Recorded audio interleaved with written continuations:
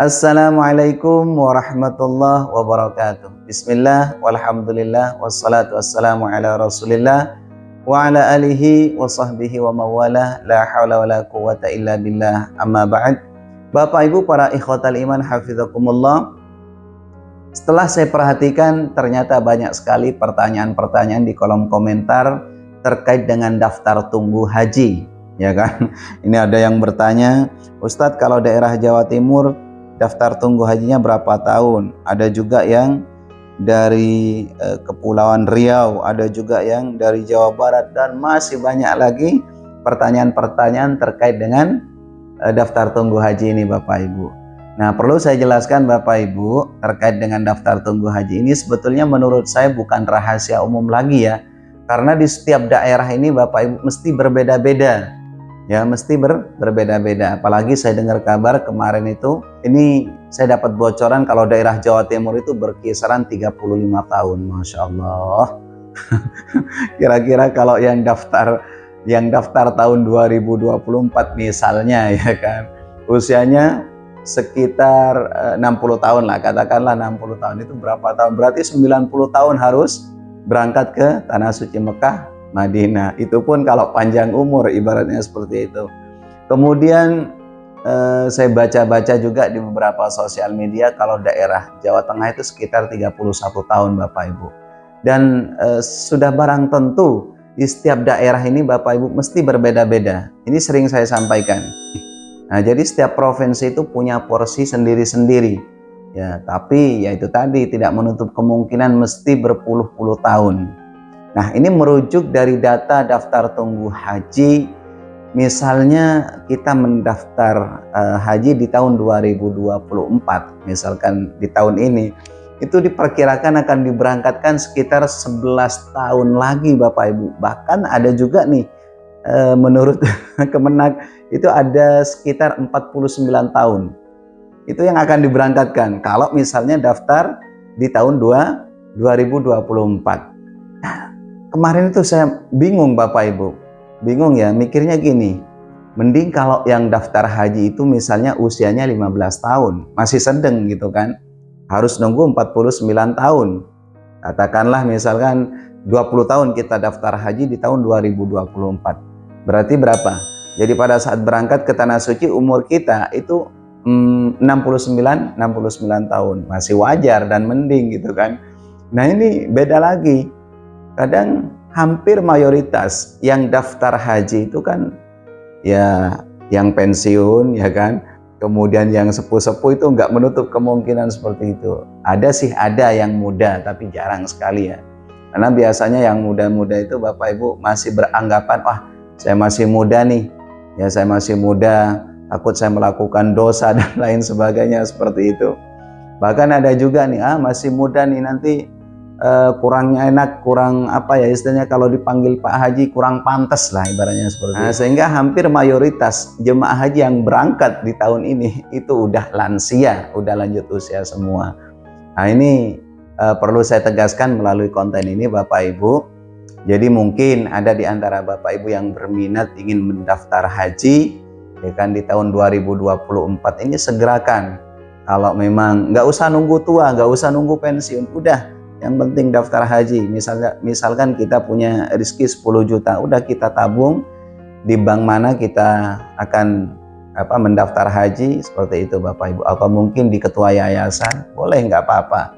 Tapi intinya nggak usah kita nunggu umur kita tua gitu kan, itu malah kita yang rugi Bapak Ibu. Apa sebab? Karena pada saat kita berada di dua Tanah Suci Mekah Madinah, belum tentu ibadah kita maksimal, belum tentu maksimal. Ini mohon maaf, ini pengalaman saya pribadi. Gak usah lah kita ke musim haji, ke jemaah haji, gak usah. Musim umroh aja kalau udah tua, udah sepuh, mulai dari awal keberangkatan ini udah nyiksa.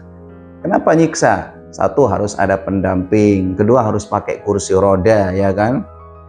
Kemudian pada saat melakukan ibadah tawaf, ibadah sa'i, kemudian pada saat melakukan rutinitas ibadah di Masjid Nabawi, di Masjidil Haram, harus dipantau oleh keluarganya selama 24 jam. Nah, makanya kalau misalkan ada di antara Bapak Ibu yang punya rezeki, yang niat ingin berangkat melakukan ibadah haji, monggo, nggak usah nunggu lama-lama, nggak usah nunggu usia kita tua. Bismillah tawakkal 'ala Allah, punya 10 juta, nanti selebihnya kita tabung lagi, punya 2 juta, punya 5 juta, dan seterusnya. Saya rasa paham ya Bapak Ibu. Nah, sehingga saya sendiri itu Bapak Ibu sangat setuju dan sepakat gitu kan. Kemarin saya kan pernah baca di websitenya Kemenak gitu kan, ada kabar berita di situ bahwa Direktorat Jenderal PHU, penyelenggara haji umroh itu Bapak Ibu, dan Kemenak, Kementerian Agama, ini memberikan contoh bagi para calon jemaah haji yang akan berangkat, mengingat antriannya yang terlalu panjang. Memberikan contoh yang bagus menurut saya Bapak Ibu. Nah, karena Dirjen PHU, penyelenggara haji dan umroh ini siapa tuh? Bapak Hilman Arif kalau tidak salah ya. Setahu saya Bapak Hilman Arif. Beliau itu ingin merasakan betapa beratnya menunggu antrian yang sangat panjang ini. Seandainya beliau, Bapak Hilman Arif ini ya, ingin langsung berangkat, entah itu pakai visa ziarah, kemudian visa bisnis, atau mungkin visa furada, seperti itu, bisa-bisa aja. Tapi beliau ingin memberikan contoh kepada masyarakat Indonesia. Betapa masyarakat Indonesia ini dari saking banyaknya pendaftar haji ya harus antri dengan rasa sabar gitu loh Bapak. Jadi mungkin ada di antara Bapak Ibu yang sudah terlanjur mendaftar haji, jangan pernah dibatalkan. Ini nunggunya saya harus sekian puluh tahun gitu kan. Udah nggak usah. Tawakal Allah, bismillah, tawakal Allah. Siapa tahu nih di tahun 2025 ada penambahan kuota lagi, ya syukur-syukur seperti itu. Jadi setiap tahun terus diberikan tambahan kuota oleh pemerintah Arab Saudi, sehingga antrian hajinya nggak terlalu panjang. Nah itu loh.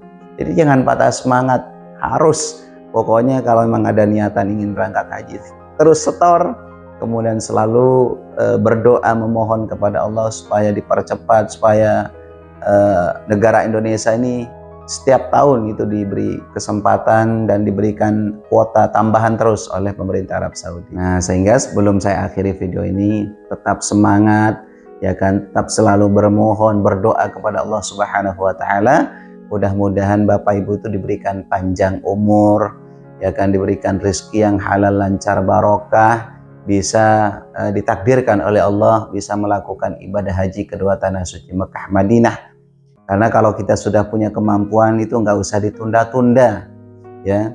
Rasulullah Shallallahu Alaihi Wasallam pernah menyampaikan, kalau memang kita sudah punya kemampuan fisik, punya kemampuan harta, gitu kan, artinya sudah mumpuni, kita itu nggak kalau menunda-nunda haji kita, gitu kan, disuruh pilih mau mati Nasrani mau mati Yahudi, seperti itu Bapak Ibu. Jadi jangan pernah menunda-nunda. Karena barang siapa yang sudah dipanggil oleh Allah bersimpuh di hadapan Allah di dataran, di hamparan padang pasir yang begitu luas di padang Arafah ini, kita seakan-akan pada saat itu bagaikan butiran debu yang tiada artinya, di mana pada saat itu setiap orang yang bersimpuh di situ Bapak Ibu di padang Arafah ini mendapat pujian, mendapat sanjungan dari Allah kepada para malaikat.